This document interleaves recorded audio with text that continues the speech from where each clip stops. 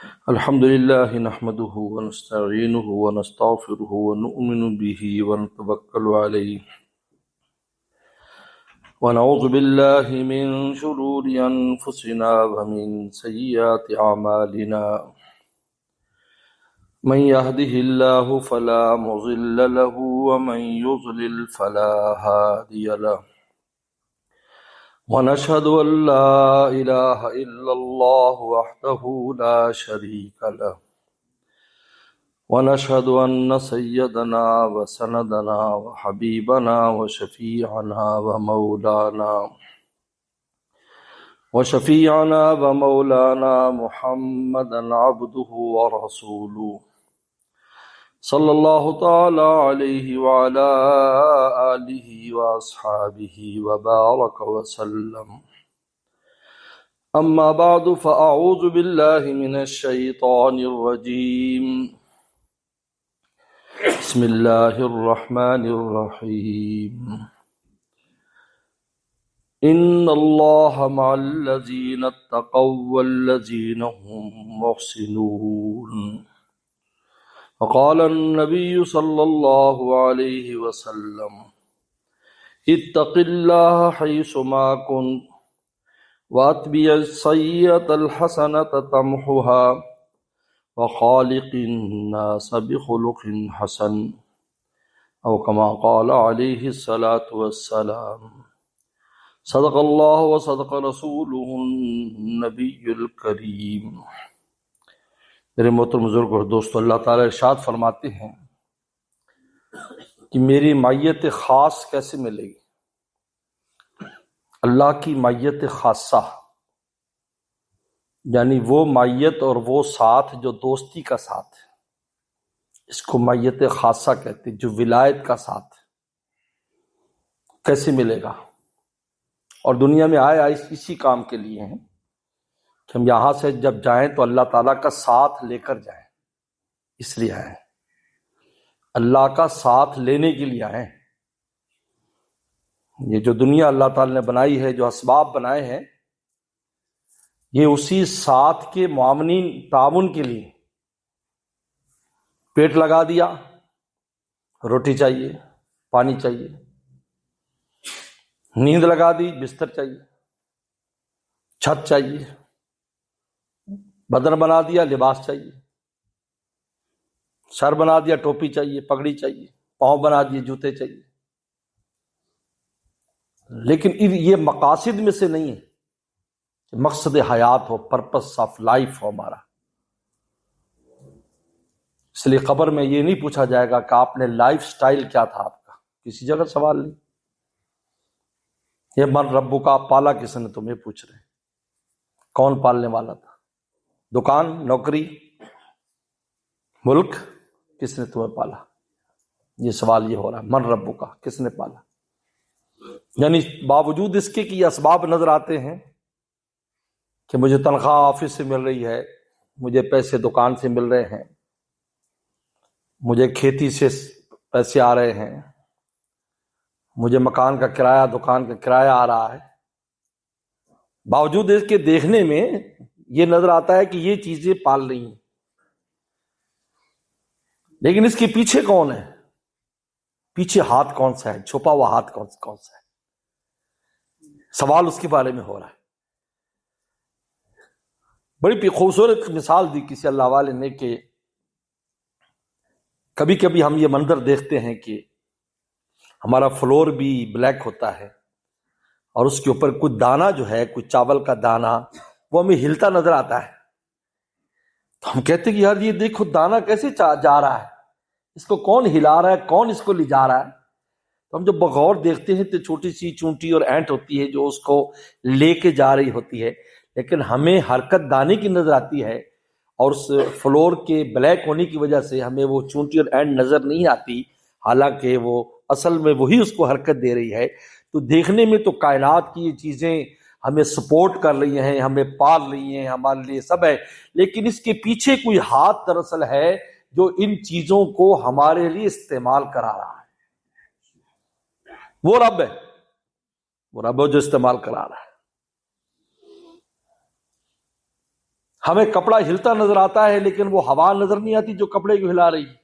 ہم کہ دیکھو کپڑا ہل رہا ہے، میں بولتا تو آپ کو نظر آ رہا ہوں، میرے ہاتھ ہلتے نظر آ رہے ہیں، لیکن اس کے پیچھے ایک چھپی روح ہے جو میرے ہاتھ پاؤں کو ہلا رہی ہے. ورنہ جو آدمی دنیا سے چلا جاتا ہے اس کی ہر چیز موجود ہوتی ہے، اس کی ڈیڈ باڈی میں ایوری تھنگ ہے، کیا چیز نہیں ہے؟ روح نہیں ہے. اس لیے اس کو لاش کہتے ہیں. لاش میں نے لا شیء، یہ لا شیء بن گیا، یعنی اب اس کی کوئی حیثیت نہیں رہی. حالانکہ ہر چیز ہے، لیکن اس کو حرکت دینے والی جو چیز تھی وہ نہیں ہے. مشین اتنی بڑی مشین چل رہی ہوتی ہے لیکن بجلی آف ہو جاتی ہے، وہ کھڑی ہو جاتی ہے. یار یہ مشین کو تو ایوری تھنگ ٹھیک ہے، آپ کہیں گے مولانا کرنٹ نہیں ہے، جو کرنٹ اس کو چلا رہا ہے. بالکل، یہ کائنات میں بے شمار ایگزامپلز ہیں جو یہ بتاتی ہیں کہ اس کائنات کا جو نظام ہے، یہ وہ جو مجھے اور آپ کو نظر آتا ہے، اس کے پیچھے اصل میں ایک اصل نظام ہے جو اس نظام کو چلاتا ہے. اس کے بارے میں قبر میں پوچھا جا رہا ہے مر ربو کا، کہ تو آگے دیکھ رہا تھا یا پیچھے دیکھ رہا تھا؟ تیرا سوال کیا ہے؟ تیری کیا سمجھ ہے؟ تیری سینس کیا تھی؟ تو نے اس ہاتھ کو دیکھا جو اصل دینے والا ہے، یا آگے اس چیز کو دیکھا تو نے؟ اس لیے حکیم الامت تھانوی رحمۃ اللہ علیہ نے بڑی خوبصورت ایک مثال دی. فرمایا کہ یہ جتنے بھی دنیا میں ہمیں اسباب اور سورسز دیے ہیں روٹی کمانے کے، یہ پلیٹ کی طرح ہے. لائک پلیٹ ہے. پلیٹ میں ہم جاتے ہیں، کچن میں جاتے ہیں، اس میں کھانا ہماری اماں ڈالتی ہے، ہماری وائف ڈالتی ہے، ہماری بیٹی اس میں کھانا ڈال کر دیتی ہے. ہم اس کو تھینک یو کہتے ہیں کہ تھینک یو. ہماری دکان میں یہاں پر تو نہیں ہے لیکن ہمارے ملکوں میں وہاں وہ جو مانگنے والے کے ہاتھ میں کالے رنگ کا برتن ہوتا ہے جس کو کشکول کہتے ہیں، وہ برتن ہوتا ہے بلیک کلر کا، وہ کشکول لے کر ایسے آگے کرتا ہے اللہ کے نام پر میں آپ 5 روپے 1 پینی 1 پاؤنڈ جو بھی اس کے اندر ڈال دیتے ہیں. وہ شکریہ کس کا ادا کرتا ہے؟ دینے والے کا شکریہ ادا کرتا ہے کہ جی بہت جزاک اللہ، اللہ خوش رکھے، آپ نے مجھے 1 پاؤنڈ دیا، 1 پینی دی، جو بھی. وہ اس برتن کا شکریہ ادا نہیں کرتا کہ اس برتن کو کہے کہ بھئی واہ تو نے مجھے دلوایا، لہٰذا تھینکس یو تھینک یو، اس کو نہیں کہتا. حضرت تھانوی فرماتے کہ جتنے بھی سورسز ہیں یہ دراصل پلیٹیں ہیں، ڈالنے والا ہاتھ اللہ کا ہے. ہمیں اس ہاتھ کا شکریہ ادا کرنا ہے، ہمیں اس پلیٹ کا شکریہ نہیں ادا کرنا. یہ پلیٹ ہے، یہ صرف انسانوں کے لیے کہ اپنی پلیٹ لے کے آؤ، ورنہ مخلوقات کی بڑی تعداد وہ ہے جس کو پلیٹ بھی دیتے ہیں، ڈال کے بھی دیتے ہیں، ان کو پلیٹوں کی بھی ضرورت نہیں ہے. حدیث شریف میں آتا ہے کہ بھائی اگر تم اللہ پر پورا توکل اور اعتماد کرو، اللہ پر پورا بھروسہ کرو، تو ان چڑیا کی طرح ہو جاؤ، ان پرندوں کی طرح جو صبح کو بھوکے جاتے ہیں، شام کو واپس آتے، ان کا پیٹ بھرا ہوتا ہے، ان کو پہلے سے کچھ پتہ نہیں ہوتا کہ ہمیں کہاں سے رزق ملے گا، کہاں سے روٹی ملے گی. لیکن جب شام کو آتے ہیں، نہ صرف اپنی پیٹ بھرا ہوتا ہے، اپنے بچوں کے لیے بھی لے کے آتے ہیں، ان کی چونچ کے اندر بھی آ کر وہ ڈالتے ہیں. میرے دوستو، تو سوال من ربو کا، پالنے والا کون ہے؟ یہ معیت خاصہ جو ہے کہ اللہ کی خاص معیت اور دوستی، اس کے لیے میں اور آپ اس دنیا میں آئے ہیں. اور یہ دارالاسباب جو بنائے ہیں تاکہ دوستی کے حاصل کرنے میں ہمارے مددگار ہوں، ہمارے معاون ہوں. ہم کھائیں گے پیئیں گے، اللہ کو راضی کریں گے، نماز پڑھیں گے، ہماری صحت ہوگی، ہم نماز پڑھیں گے، وسائل ہوں گے، مسجد میں آئیں گے، اللہ کے گھر جائیں گے، روزے رکھیں گے، روزے کھلوائیں گے، صدقہ خیرات کریں گے. یہ اصل مقصود یہ ہے اس سے. اس لیے آپ یہ دیکھیں کہ ہر چیز کے اوپر ایک صدقہ رکھ دیا. ہمارے جسم کا بھی صدقہ ہے، مال کا بھی صدقہ ہے، ہر علم کا بھی صدقہ ہے، ہر چیز کا صدقہ ہے. اگر علم پڑھ لیا تو اس کا بھی صدقہ ہے کہ دوسروں کو پڑھاؤ، کسی اور کو بتاؤ. جسم ہے تو جسم کا بھی صدقہ رکھ دے، یہ نماز پڑھو، وہ نماز پڑھو، اس سے تمہارے جسم کا صدقہ ادا ہوگا. روزہ رکھو، تمہارے جسم کا صدقہ ادا ہوگا. پھر روزے کے اوپر صدقہ ہے کہ صدقہ فطر ادا کرو تاکہ روزے کی کمی بیشی تمہاری معاف ہو جائے. مال کماتے ہو، زکوٰۃ دو، پھر اس زکوٰۃ کے اوپر کتنے معاملات رکھ دی. پھر حج کے اوپر رکھ دیا، مالدار ہو، چلو حج بھی کرو، اس میں مال بھی لگاؤ، اپنے جسم کو بھی لگاؤ. یہ دیکھیے ہر جگہ پر آخرت کی وصولی ہو رہی. یعنی جہاں ہمارے پاس دنیا آ رہی ہے، صحت آ رہی ہے، یعنی دنیا کی کوئی بھی چیز ہمیں حاصل ہو رہی ہے تو اللہ نے اس کے اندر سے آخرت کا حصہ ہمارا لگا دیا تاکہ مقصد سے آپ رہ نہ جاؤ. مگر ہمارے اوپر آپشن دے دیتے بھی مرضی ہے تم ادا کرو نہ کرو، زکوٰۃ کوئی بھی نہ دیتا، فرض کر دیا لیکن دینی پڑے گی کیونکہ تمہیں نہیں پتا اس کا آخرت میں تمہیں کیا ملنے والا، زبردستی کر نماز فرض کر دی، نہیں یہ تمہیں پڑھنی ہوگی، یہ جو اللہ نے جسم دیا ہے چلو اب ہمیں آ کے سجدہ کرو، تمہیں مال دیا ہے جاؤ اللہ کے راستے میں جاؤ، حج عمرہ کرو، جا کر زندگی میں ایک بار ہی کر لو لیکن جاؤ وہاں پر، وہاں ہمارے دربار میں حاضری دو تم، کیونکہ مقصد حیات ہی آخرت ہے، مقصد حیات ہی اللہ تعالیٰ کی دوستی ہے۔ اللہ فرماتے ہیں کہ میری دوستی کیسے ملے گی؟ فرمایا دو کام کرو، ان اللہ مع الذین اتقوا، فرمایا پہلے تقوی اختیار کرو۔ تقوی کہتے ہیں کہ ایمان کے بعد انسان اللہ کی نافرمانی سے بچے، اس کا نام تقوی ہے، کوئی ایسا کام نہ کرے جس سے اللہ رسول ناراض ہوتے ہیں، اس کا نام تقوی ہے۔ میرے دادا مرشد شاہ عبد الغنی پھول پوری رحمۃ اللہ علیہ فرماتے تھے کام نہ کرنے کا نام تقوی ہے، گناہ نہ کرو، اور فرماتے تھے دنیا میں کوئی ایسا آدمی نہیں ہے، کوئی ایسا باس نہیں ہے، کوئی ایسا کنگ نہیں ہے جو نہ کرنے پہ انعام دے، کرنے پہ انعام دیتا ہے، یہ کام کرو وہ کام کرو یہ کام کرو۔ اگر آپ کے گھر میں بھی، آپ کی دکان ہماری شاپ پر بھی کوئی کام کرنے والے ہوں گے، کوئی ایسے دوست ہوں گے تو کام کر کے اس کو پگاڑ اور اس کو تنخواہ دیتے ہیں، نہ یہ تو نہیں کہ بیٹھے رہو بھائی کچھ نہ کرو تمہیں ملے گی۔ اللہ فرماتے ہیں دیکھو ہماری نافرمانی کا کام نہ کرو، ہم اپنی دوستی تمہیں دیتے ہیں، بندہ سے کیجیے بھائی یہ کام نہیں کرنا، تم نے ہماری نافرمانی نہیں کرنی، اس لیے کہ نافرمانی کا اسباب آئیں گے، شیطان آپ کو لگائے گا، نفس لگائے گا، یہ دو چیزیں بیٹھی ہیں جو گناہ کی طرف کھینچیں گے۔ حدیث شریف میں آتا ہے پیغمبر فرمایا کہ راستہ ہے آخر میں دائی ہے دعوت دینے والا، اور راستے میں خوبصورت پردے، دروازوں پر پردے لٹکے ہوئے، فرمایا میں بلا رہا ہوں، پیچھے اللہ کی ذات ہے، فرمایا جو ان اور یہ سارے جن پر پردے لٹکے اللہ کی حرام کردہ چیزیں، اور میں اور آپ وہاں سے گزرنے والے لوگوں میں سے ہم اس کو پاس کریں گے۔ دیکھو کسی نے پردے کو کھول لیا اس میں جا پڑے گا، تم نے پردے کو نہیں کھولنا، تم نے سیدھا دعوت دینے والا جو ہے اس کی آواز پر کان دھرتے ہوئے سیدھے چلے جانا، نہ رائٹ دیکھنا نہ لیفٹ دیکھنا۔ اگر تم نے جھانکنے کی کوشش کی کہ اس کے اندر کیا ہے تو وہ گناہ تمہیں اندر کھینچ لے گا۔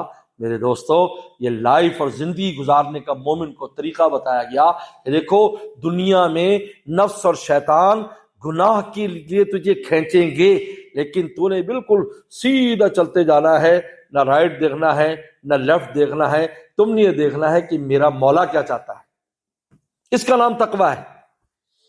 اس لیے حضرت عمر رضی اللہ تعالیٰ عنہ نے ابی بن کعب رضی اللہ عنہ سے پوچھا تھا کہ تقوی کی حقیقت کیا ہے، نے سمجھایا، فرمایا عالم الحلال والحرام، فرمانے لگے کہ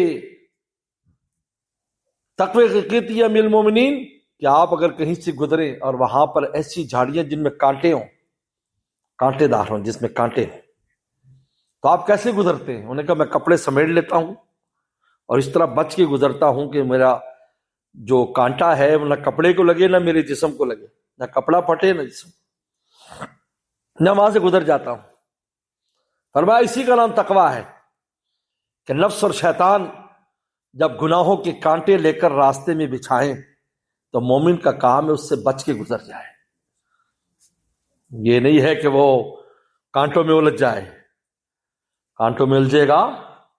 لے میرے مرشد عارف باللہ شاہ حکیم اختر صاحب رحمت اللہ علیہ فرماتے تھے کہ گناہ کے معاملے میں بہادری نہیں دکھانی چاہیے، بزدل رہے، نہیں یار بھائی ہم تو اس کے قریب بھی نہیں جاتے، ہمیں خطرہ ہے کہ ہمیں کچھ نہ ہو جائے، بہادری نہیں دکھائے کہ مجھے کچھ نہیں ہوگا، میں اگر کوئی دیکھوں گا اپنی آنکھ خراب کروں مجھے کچھ نہیں ہونے والا، میں اگر ایسی جگہ جاؤں جہاں گناہ کے بہت اسباب ہے، گناہ کھینچے مجھے کچھ نہیں ہوگا کیونکہ میں یہ اپنے اوپر بہت کمانڈ حاصل ہے۔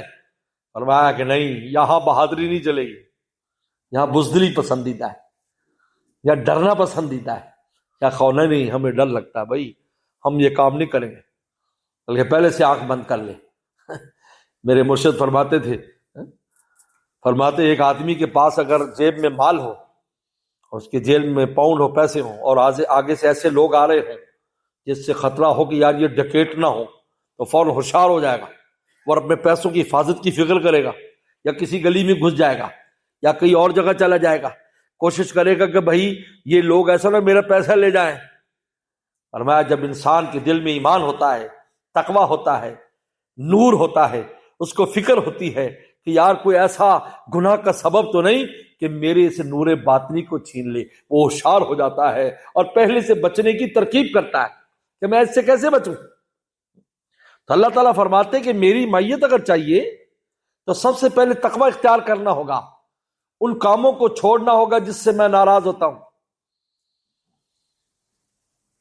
یہ پہلا قدم ہے۔ اس لیے ولایت اور دوستی کے لیے اللہ تعالیٰ نے تقوی کو بنیاد بنایا ہے۔ اللہ تعالیٰ نے خالی نہیں کہا کہ خوب نمازیں پڑھو، ہر سال حج کرو، تم میرے ولی اللہ بن جاؤ گے۔ اگر تم نافرمانی کر رہے ہو تم میری ولایت دوستی حاجی صاحب ضرور بن جاؤ گے، نمازی بھی کہلاؤ گے، زکوٰۃ دینے والے سخی بھی کہلاؤ گے، لیکن میرے ولی اگر تمہیں بننا ہے میری نافرمانی سے بچنا ہوگا، اپنی آنکھ کی بھی نگرانی کرنی ہوگی، اپنی زبان کی بھی کرنی ہوگی، ہاتھ پاؤں کی، دل کی بھی نگرانی کرنی ہوگی۔ کسی دل کے اندر تو ایسے عزائم، ایسی نیتیں تو نہیں ہیں جس سے اللہ ناراض ہو۔ یہ ہمارے استاد مفتی اعظم پاکستان مفتی ولی حسن ٹونکی رحمۃ اللہ علیہ، جو جامع اسلامیہ بنوری ٹون کراچی کے شیخ الحدیث تھے، وہ دو باتیں بڑی عجیب فرماتے تھے۔ ایک تو بسم اللہ کے بارے میں فرماتے تھے کہ بسم اللہ الرحمن الرحیم پڑھنا دراصل کیا ہے؟ اعلان کرنا ہے۔ جب مومن بسم اللہ پڑھتا ہے تو اعلان کرتا ہے، لوگو میں کچھ نہیں کر سکتا، اگر میں کچھ بھی کر سکتا ہوں تو مولا کے نام پہ کر سکتا ہوں، اعلان کرتا ہے۔ اس لیے ہر کام میں بسم اللہ الرحمن الرحیم پڑھتا ہے۔ یہ وجہ امتیاز ہے ہماری، مومن اور غیر مومن کا جو امتیازی نشان ہے وہ بسم اللہ ہے، تو وہ ہر کام سے پہلے بسم اللہ الرحمن الرحیم پڑھے گا۔ بسم اللہ کا مطلب شروع اللہ کا، اللہ تیرے سہارے پر، اگر تیرا نام نہ لے تو میں تو روٹی بھی نہیں کھا سکتا، یہ لقمہ اٹھا کے منہ میں بھی میں نہیں ڈال سکتا جب تک تیرا نام شامل نہ ہو جائے۔ اور دنیا میں اللہ کا نام ہی کافی ہے، نام پر ہی کام چلتا ہے۔ بات کہتا ہے بھی میرا نام چلے گا، اس کو میرا نام لے دینا۔ اس لیے ہمارے استاد فرماتے دنیا میں کہا اللہ کا میرا نام ہی کافی ہے، ذات کی بات دور ہے، ہمارے نام میں اتنا اثر ہے، تمہارے سارے کام میرے نام سے ہی چلیں گے۔ ایک تو یہ بات فرماتے تھے، اور دوسری عجیب بات فرماتے تھے کہ انسان کا جو دل ہے، اس میں جو نیت انسان کرتا ہے، اس میں اگر بھلی نیت نہ کر سکو تو بری نیت بھی نہ کرو، کسی کام میں بری نیت نہ کرو، کیونکہ بری نیت میں مارے جاؤ گے تو۔ اور اگر کوئی بھی نیت نہیں ہوگی تو پکڑ نہیں ہوگی نا تمہاری، اللہ نہیں پوچھیں گے اس کام پر۔ اگر اچھی نیت کر لو گے تو ثواب مل جائے گا، اگر نہیں بھی کرو گے لیکن بری نیت نہ ہو، اس میں بڑی تاکید فرماتے تھے۔ انسان آج کام کرتے کہ یار کوئی مشورہ کر لے، اب اس سے کوئی پرانا اختلاف تھا، اچھا اس نے ایسا کیا تھا اس وقت، اب نیت خراب کر لی، فلاں کو اس لیے بات کر رہا ہے، فون کر رہا ہے، جا رہا آ رہا ہے، کوئی اور نیت اس میں رکھی ہوئی ہے، اللہ کی غرض نہیں ہے، مارا جائے گا۔ حضرت سفیان ثوری رحمۃ اللہ علیہ کے بڑے گہرے دوست تھے، تو وہ کہیں انتقال ہو گیا، تو جنازے میں نہیں گئے، جانا چاہتے تھے نہیں جا سکے، بعد میں گئے، ان کی قبر میں تعزیت کی، سب کچھ کیا، اور قبر پر بھی گئے، حضرت گئے نہیں، کہا کبھی غیر اللہ کے نام پر کوئی کام نہیں کیا، میری نیت ہی صحیح نہیں ہو رہی تھی، بار بار دوستی آڑے آ رہی تھی، دوستی آڑے آ رہی تھی، دوستی آڑے آ رہی تھی۔ آج تو ہم بے شمار کام ایسے کرتے ہیں، یار وہ ہمارا جو رشتہ دار ہے نہیں جائیں گے، یار سارے رشتہ دار کہہ گئے یار تو آیا نہیں، اس نیت سے جا رہے ہیں۔ اب اس میں خود سوچو یہ کیسی نیت ہے ہماری۔ دو باتوں کی بڑی عجیب تاکید فرمایا کہ نیت کا جائزہ لیا کرو، اور بنیاد بھی یہی ہے۔ حضرت شیخ الحدیث مولانا زکریا رحمہ اللہ فرماتے ہیں کہ اللہ کے راستے کا پہلا قدم یہ ہے کہ ہمیں نیت کرنی آ جائے ہر کام میں کہ ہم یہ کام کر کیوں رہے ہیں، اس سے پہلے سوچیں، بریک لگائیں، سوچیں کیوں کر رہے ہیں ہم۔ اسی لیے حضرت ڈاکٹر عبدالحی صاحب رحمۃ اللہ علیہ، جو حکیم الامت تھانوی رحمہ اللہ کے بڑے خلیفہ تھے، ہم نے بنوری ٹاؤن کے زمانے میں ان کی کئی بار زیارت کی، تو ایک بات فرمایا کرتے تھے، دو عجیب عمل بات فرمایا، فجر کے وقت نیت کرو اللہ دن بھر جو کام کروں گا نا تیرے لیے کروں گا، بس صبح سے ایک ہی لمبی نیت کر لو، جو کام کروں گا، دکان پہ جا رہے ہیں، خریداری کر رہے ہیں، سو رہے ہیں، جاگ رہے ہیں، اللہ سب تیرے لیے۔ اور دوسرا فرماتے اس حدیث کی روشنی میں، جو حدیث میں آتا ہے، موسیٰ صلی اللہ علیہ وسلم کو اللہ تعالی نے فرمایا موسیٰ اگر تجھے چارے کی ضرورت ہو پہلے مجھ سے مانگ، اپنی گوٹ بکری اور گائے کے لیے کوئی تمہیں چارہ چاہیے، کوئی گھاس چاہیے، پہلے مجھ سے مانگ۔ اب گھاس کیا ہے؟ تجھے جوتی کے لیے تسمے کی ضرورت ہو، لیسز لینے تجھے چاہیے لیسز، پہلے مجھ سے مانگ۔ تجھے آٹے میں نمک ڈالنا، سالٹ، پہلے مجھ سے مانگ۔ تو اس پر فرمایا کرتے تھے کہ جب اتنی معمولی کاموں میں حکم ہے پہلے مجھ سے مانگ، اس کا راز دراصل یہ ہے کہ ہر کام سے پہلے اگر ہم ذرا دیر یہ سوچ لیں اللہ میں نے فلاں دکان پہ جانا ہے شاپنگ کرنے کے لیے، میری مدد فرما۔ حضرت فرماتے تھے ڈاکٹر عبداللہ صاحب رحمۃ اللہ علیہ، چند دن عمل کر کے دیکھ لو یہ دل مولا سے جڑ جائے گا، تمہارا دل وہاں جڑ جائے گا۔ کیونکہ ہمیں وقت یاد ہے، کام تو پڑتے ہیں نا، دن میں کتنے کام ہیں، کتنے دن میں کام ہے، پہلے مجھ سے مانگ، اللہ مجھے فلاں کام کرنا ہے، اب راضی بھی ہو جائے اور میری مدد فرما۔ اب بتائیے دن میں 100 بار اگر ہم یہ عمل کریں گے چپکتے چپکتے چپک جاؤ گے، مولا سے دل چپک جائے، بھائی یہی غرض ہے، یہ دل سے چپک جائے۔ تو فرمایا کہ تقوی اختیار کرو، پہلی بات۔ والذین هم محسنون، دوسرا کام محسنون، احسان۔ محسنون میں ہر طرح کی نیکی آتی، ہر طرح کی، اللہ کی ذات سے تعلق رکھنے والی بھی اور مخلوق سے بھی۔ محسنون میں ساری نیکی ہے، تمام نیکیاں اعمال صالحہ اس میں آ گئے ہیں۔ والذین هم محسنون، تقوی کے بعد محسن کہا ہے کہ پہلے تقوی، اس لیے کہ نیکی جو ہوتی ہے اس نیکی کی قبولیت کا مدار بھی تقوی پر ہے۔ انما یتقبل اللہ من المتقین، قرآن نے اصول بیان کیا ہے کہ متقی شخص جب نیکی کرتا ہے ہمارے دربار میں یقینی قبول ہو جاتی ہے، کیونکہ اس کے ساتھ کوئی برائی لگی ہوئی نہیں ہے۔ ورنہ ایک آدمی اچھا کام تو کرتا ہے، مثلا ایک اچھا ڈاکٹر ہے لیکن ساتھ جرم بھی کرتا ہے، لائٹ توڑنے کی اس کو عادت ہے، جہاں جائے وہ ریڈ لائٹ میں بھی چلا جاتا ہے، تو آپ بتاؤ اس کے اچھا ڈاکٹر ہونے پر گورنمنٹ اس کو جرمانہ معاف کر دے گی؟ بتاؤ بھائی، آپ کیا ہوگا شاید یہاں کبھی معاف نہیں کرے گی کہ بھائی آپ نے لائٹ ہو گئی، میں بہت اچھا ڈاکٹر ہوں، لوگوں کو مفت علاج کرتا ہوں، یہ وہ ہے۔ ان کا ٹھیک ہے، اب اچھے ڈاکٹر ہیں لیکن آپ کو لا بریک کرنے کی اجازت نہیں ہے، آپ کو جرمانہ دینا ہوگا۔ عربی میں کہتا ہے مخالفہ لگ جائے گا، مخالفہ، آپ کو بھرنا ہوگا جرمانہ۔ اللہ تعالیٰ نے فرمایا کہ تمہاری نمازیں، تمہارے روزے، تمہاری نیکی ہمارے دربار میں، اور دنیاوی جو تم کام کرتے ہو، احسان کرتے ہو دنیاوی مخلوق کے ساتھ، وہ کب قبول ہوں گے؟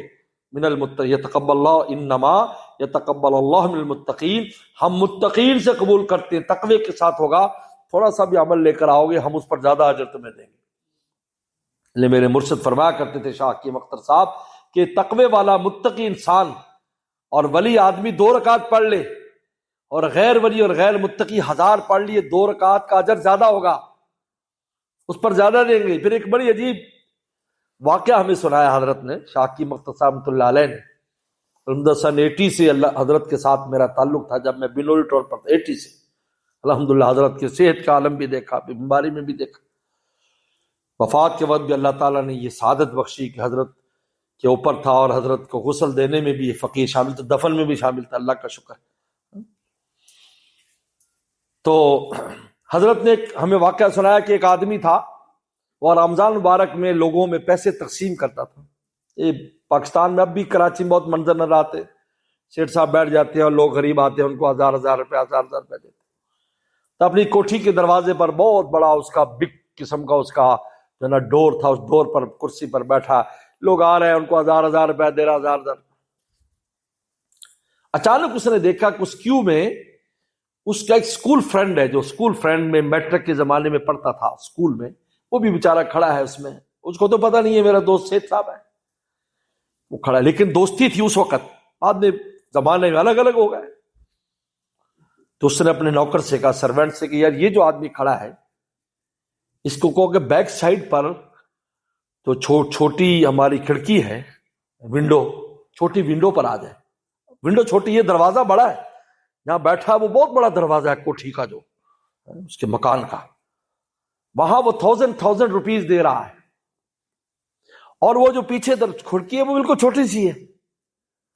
وہ جب آ گیا تو یہ سیٹ اندر سے گیا اور نے اس کو 1,00,000 روپے دیا، 100,000 روپیز اس کو دیے، اور کہا کہ مجھے پہچانا؟ ان کا نہیں، ان کا اسکول فیلو فلاں، اوہ جی جی کیا حال ہے یار، تو کہاں یہ وہ ہے؟ کہا کہ اس لیے میں نے تجھے بیگ پر بلایا کہ وہاں تو میں 1000 دے رہا ہوں، لیکن یار تو چونکہ میرا دوست پرانا رہا ہے تو مجھے میں 1,00,000 دے رہا ہوں۔ تو میرے شیخ یہ واقعہ سے مثال دیتے تھے کہ اللہ تعالی وہی عمل ایک عام لوگ کرتے ہیں، اور وہی عمل اللہ کا ولی اور دوست کرتا ہے، اس کی 2 رکعات کے اوپر جو ثواب عطا فرماتے ہیں وہ دوسروں کو نہیں ملتا، کیونکہ اس کے ساتھ دوستی کا تعلق ہے۔ تو فرمایا کہ والذین هم محسنون، احسان کا مطلب کہ ہر عمل صالح کرے، جس کا آخری درجہ حدیث شریف میں آتا ہے ان تعبد اللہ کانک تراہ، اللہ کی ایسی عبادت کر گویا کہ تو اللہ کو دیکھ رہا ہے، فإن لم تکن تراہ فإنہ یراک، اور اگر تو نہیں دیکھ رہا تو اللہ تجھے دیکھ رہا ہے۔ یعنی یہ آخری درجہ کہ انسان اس مقام پر پہنچ جائے کہ ہر وقت یہ دیکھے کہ میرا مولا مجھے دیکھ رہا ہے، ہر کام سے پہلے میرا مولا مجھے دیکھ رہا ہے۔ لیکن میرے دادا پیر شاہ عبد الغنی پھول پوری رحمۃ اللہ علیہ فرماتے تھے فجر کے وقت 2 منٹ مراقبہ کر لیا کرو کہ اللہ تو میرا مولا علم یعلم بان اللہ یرا، اس آیت کا مراقبہ کر لیا کرو کہ وہ نہیں جانتا کہ اس کا مولا اس کو دیکھ رہا ہے، علم یعلم بان اللہ یرا، فرمایا اس آیت کا 2 منٹ مراقبہ کر لیا کرو، میرا اللہ مجھے دیکھ رہا ہے، میرا اللہ مجھے دیکھ رہا ہے۔ فرمایا چند دن مشق کرو گے تو یہ استحضار نصیب ہو، عقیدہ تو ہے لیکن استحضار نصیب ہو جائے گا کہ میرا مولا مجھے دیکھ رہا ہے، پھر ہر قدم پر خیال رہے گا کہ میرا مولا مجھے دیکھ رہا ہے، تو نافرمانی ہوگی بھی نہیں، کرنا بھی چاہے گا تو کر نہیں سکے گا، یار میرا مولا مجھے دیکھ رہا ہے۔ یہ اللہ تعالیٰ کی جو اعمال صالحہ کی انتہا ہے، اس مقام پر چلا جائے آدمی، آہستہ آہستہ پہنچ جائے، اور مخلوق کے ساتھ احسان کرتا ہے، حسن الی من اساء الیک، ایسا دل ہو جائے کہ برائی کرنے والے کے ساتھ بھی اچھائی کر دے، ایسے مقام پر چلا جائے، ٹٹ فار ٹیٹ نہ رہے، اچھائی کے ساتھ اچھائی کے، یہ تو کون سا کمال ہے؟ اچھائی ویسا اچھائی کرنا کون سا کمال ہے؟ آج تو اللہ معاف فرمائے، اس میں فنا و برباد اور تباہ ایسے جذبات انتقامی دل میں پیدا ہو گئے کہ برائی کرے گا تو بس برائی کریں گے۔ جبکہ رسول اللہ کیا فرما رہے ہیں؟ پیغمبر صلی اللہ علیہ وسلم کی ذات پر جو کچھ کیا گیا، جو کفار نے کیا، مکہ والوں نے، طائف والوں نے، ہم تصور بھی آج نہیں کر سکتے۔ آپ اس ملک میں رہتے ہیں جس ملک میں آپ داڑھی رکھے ہوئے، ٹوپی پہنی ہوئی، کسی نے کہا کہ یار آپ نے داڑھی کیوں رکھ لی، آپ نے ٹوپی کیوں رکھ لی؟ پھر بھی ہمیں مشکل لگ جاتا ہے، اور کبھی کوئی ایسی بات سامنے آ جائے۔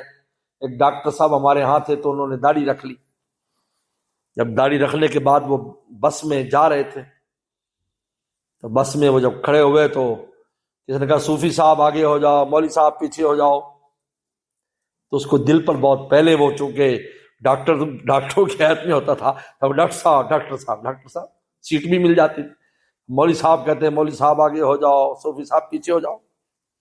تو فرسٹ ٹائم اس کو ایسا پیش آیا تو اس کے دل پر بہت اثر ہوا، تو میرے پاس آئے، والے دوست ہیں، خیر اب تو ماشاءاللہ پکے بندے ہو گئے، اب تو کچھ بھی کہتے رہو، خوشی ہوتی ہے ان کو۔ نیا ہوتا ہے تو شیطان بھی حملہ کرتا ہے، دیکھو تو نیک بنا تو تیرے ساتھ یہ ہو رہا ہے۔ خیر وہ آئے اور مجھے کہا کہ اس طرح میرے ساتھ یہ ہوا، میرے دل پہ بہت گرانی۔ میں نے ہنس کے کہا کہ بھائی قیامت کے دن مولویوں کی تو قیمت لگے گی، حافظوں کی بھی لگے گی، صوفیوں کی بھی لگے گی، قاریوں کی بھی لگے گی، لیکن ڈاکٹروں کی قیمت نہیں لگنی کہ ڈاکٹر صاحب، مولوی صاحب کا لفظ تمہارا بولا جائے گا۔ حدیث میں آتے ارجعوا الی علمائکم، اللہ فرمائیں کہ جب جنت میں سب دے دیں گے اور ملاقات پہلی ہوگی، اللہ فرمائے کچھ اور چاہیے، وہ کہتے ہیں اللہ میں سب مل گیا، فرمایا ارجعوا الی علمائکم، وہ علماء کے پاس جان سے پوچھئے تمہیں بتائیں گے اور کیا چاہیے۔ پھر علماء بتائیں گے بھی اعلان کرواؤ، اللہ سے اعلان کرواؤ کہ اب میں تم سے راضی ہوں، کبھی ناراض نہیں ہوں گا، یہ اعلان کراؤ، مل تو سارا گیا ہے لیکن دل ڈر رہا ہے، یہ اناؤنسمنٹ ہو جائے گی نا تو پھر پکا کام ہو جائے گا، یہ اناؤنسمنٹ کراؤ، کون مشورہ دیں گے؟ علماء مشورہ دیں گے، ارجعوا الی علمائکم۔ تو میں نے کہا بھائی اگر کوئی ایسا کہہ رہا ہے تو کیا میں تم کہہ دینا اللہ میاں مجھے بھی کچھ لوگ مولوی اور صوفی کہتے تھے تو تیرا بھی کام بن جائے گا. بہت ہنسے ہو بہت ہنسے، کیونکہ من تشبہ بقوم هو منہم، حدیث میں آتا ہے جس قوم کی مشابہت اختیار کرتا ہے اللہ اس قوم کو اسی میں شامل فرما دیتے ہیں. اسی لیے مومن کی مشابہت اختیار کر حکم دیا. لے میرے مرشد فرمایا کرتے تھے جب حضرت کی مجلس ہوتی گلشن اقبال میں کراچی میں تو اس میں ہر طرح کے لوگ ہوتے، ہم مولوی لوگ بھی ہوتے اور ڈاکٹر بھی، انجن بھی، لیکن سب کے ایک ہی ہے تو ٹوپی پہنی داڑھی رکھی. اب پتہ نہیں یہ مولوی صاحب ہے یا کوئی شیخ الحدیث صاحب ہے یا کوئی قاری صاحب ہے اور یا ڈاکٹر صاحب، کوئی پتہ نہیں ہوتا. فرمایا دیکھو بھائی مختلف طبقات کے لوگ ہیں لیکن دیکھنے میں ایک ہی طبقہ معلوم ہوتا ہے. یہ دلیل ہے کیونکہ جنت کے اندر بھی کوئی طبقات، صوبے، زبانیں نہیں ہے، زبان بھی ایک ہوگی، جگہ بھی ایک ہوگی، لہذا وہاں بھی سب ایک ہی لگیں گے، ایک ہی قومیت، ایک ہی سارا کچھ ہوگا. اور میں دنیا میں بھی یہ جنتی کی علامت اور آخرت میں بھی ایسا ہوگا. تو بہرحال میرے دوستو، یہ قرآن ہمیں سبق دیتا ہے کہ ہمیں دو کام کر رہے ہیں. تقوی اختیار کرنا ہے، گناہ سے بچنے کی کوشش کرے، انسان ہمت کرے، جو ایسی بد عادتیں ان کو چھوڑنے کی کوشش کرے، اللہ سے بھی مانگے مدد اس کے لیے. چھوٹ جاتی ہے ایسی کوئی بات نہیں ہے. حضرت تھانوی فرماتے ہیں کچھ نہ ہو تو مولا کا دروازہ تو کھٹکھٹاؤ. اور دوسرا نیکی میں اس مقام پر چلے جائیں، ایسی بات جیسے اللہ ہمیں دیکھ رہا ہے، ہم اللہ کو دیکھ رہے ہیں. اور مخلوق کے ساتھ بھی احسان کا معاملہ کریں، جذبات اور انتقام کا معاملہ نہ کریں. اس سے دوریاں پیدا ہوتی، توڑ پیدا ہوتا ہے. آخر دنیا سب نے چلا جانا ہے، 4 دن کا زندگی تو چلا جاتا ہے. بعد میں کہتے ہیں یار افسوس کرتا ہے آدمی. اب کیا کرے انسان، ان کے ساتھ میں نے ایسا کیا، دنیا سے چلا گیا. اس لیے دنیا میں مسافر کی طرح ہے. اس لیے مسافر جب بس میں بیٹھے ہوں گے اور آپ نے جہاز میں سفر کیے ہوں گے، بحری جہاز میں سفر کیے ہوں گے، ٹرین میں سفر کیے ہوں گے، کبھی ہمیں ہماری طبیعت کے خلاف بات پیش، اب کیا کہتے ہیں یار چھوڑو یار اب میں تجھ سے جھگڑوں، تھوڑا سا سفر ہے جہاں بیٹھے، اب کیا چھوڑو، دفع کرو، دفع مارو. فرمایا ہے کہ یہاں ہر بندہ مسافر ہے، جیسے وقت گزر جیسے مسافر وقت گزارتا ہے. لوگوں سے جھگڑے کے اندر اپنے وقت کو ضائع مت کرو، اپنے اگلی منزل کی فکر کرو. اللہ مجھے آپ کو عمل کی توفیق عطا فرمائے. وآخر دعوانا ان الحمد للہ. اللهم لك الحمد كما انت وصل على محمد كما انت اهل وفل بنا كما انت اهل فانك انت اهل التقوى والمغفرة. ربنا ظلمنا انفسنا وان لم تغفر لنا وترحمنا لنكن من الخاسرين. اللهم انا نسألك الهدى والتقى والعفاف والغنى. اللهم آت نفوسنا تقواها، اللهم آت نفوسنا تقواها، اللهم آت نفوسنا تقواها وزكها انت خير من زكاها، زكها انت خير من زكاها وزكها انت خير من زكاها. انت وليها ومولاها، انت وليها ومولاها، انت وليها ومولاها. يا حي يا قيوم برحمتك نستغيث. اصلح لنا شاننا كله ولا تكلنا الى انفسنا طرفة عين، ولا تكلنا الى انفسنا طرفة عين، ولا تكلنا الى انفسنا طرفة عين. اللهم واقعة كواقعة الوليد، اللهم واقعة كواقعة الوليد، اللهم واقعة كواقعة الوليد. اللهم انا نسألك حبك وحب رسولك وحب من يحبك وحب من يبلغنا الى حبك. اللهم اجعل حبك حب الينا من انفسنا وحلنا من الماء البارد. اللہ ہم سب کو تو اللہ والا فرما، اپنی معیت خاصہ میں نصیب فرما، اپنی معیت خاصہ میں نصیب فرما، اپنی ولایت اور دوستی میں نصیب فرما. ہمیں بھی، ہمارے گھر والوں کو، بال بچوں کو، قیامت تک آنے والی ہماری نسلوں کو اولیاء صدیقین میں سے فرما. اللہ تقوی کی دولت میں نصیب فرما، مقام احسان کی دولت میں نصیب فرما، 100% آپ کا بن جانے کی توفیق عطا فرما. اللہ ان دیار کے مسلمانوں کی ایمان اور اعمال اور ایمان، اعمال، اولاد، مال، تقوی، اللہ سب کی خوب حفاظت فرما. ہم سب کی حفاظت فرما، پورے دنیا کے مسلمانوں کی حفاظت فرما. اللہ غیر مسلموں کو بھی ایمان کی توفیق عطا فرما، غیر مسلموں کو بھی ایمان کی توفیق عطا فرما. ان دیار میں بھی امن و امان کو قائم فرما، ہمارے دیار میں بھی امن و امان کو قائم فرما. آپ کو ہر وقت راضی رکھنے کی توفیق عطا فرما، آپ کی ناراضگی سے بچنے کی توفیق عطا فرما. اللہ جتنے بھی دینی کام ان دیار میں ہو رہے ہیں، اللہ مساجد کی شکل میں، مدارس کی شکل میں، خانقاہوں کی شکل میں، مراکز کی شکل میں، سب کی خوب حفاظت فرما. ہر قسم کی فتنے سے بچا. یا اللہ دن دگنی رات چگنی ترقی عطا فرما. یا اللہ ہمارے دیار میں وہاں جو کام ہو رہے ہیں ان کو بھی قبول فرما، ہم سے جو آپ کام لے رہے ہیں ہر قسم کی فتنے سے بچا یا اللہ۔ اللہم انت الصاحب فی السفر والخلیفۃ فی الاہل، اللہم انت الصاحب فی السفر والخلیفۃ فی الاہل، اللہم انت الصاحب فی السفر والخلیفۃ فی الاہل، العافیت عافیت دارین نصیب فرما یا اللہ۔ جو رزق روٹی کے وسائل دیے ہیں ان میں برکتیں پیدا فرما یا اللہ، قرضوں کے بوجھ سے محفوظ فرما یا اللہ۔ ہمارے تمام مرحومین مرحومات کی مغفرت فرما، بیماروں کو شفا عطا فرما، پریشان دوستوں کی پریشانی کو دور فرما یا اللہ۔ ہر دوست کی جو بھی حاجت ہے، ماں بہن کی جو بھی حاجت، اپنے خزانوں سے ہماری حاجات کو پورا فرما اللہ۔ جو مختصر مجلس ہوئی مجھے بھی اور دوستوں کو عمل کی توفیق عطا فرما، اس کو شرف قبولیت نصیب فرما۔ ربنا تقبل منا انک انت السمیع العلیم، صلی اللہ تعالی علی خیر خلقہ محمد و آلہ وصحبہ اجمعین۔ استغفر اللہ۔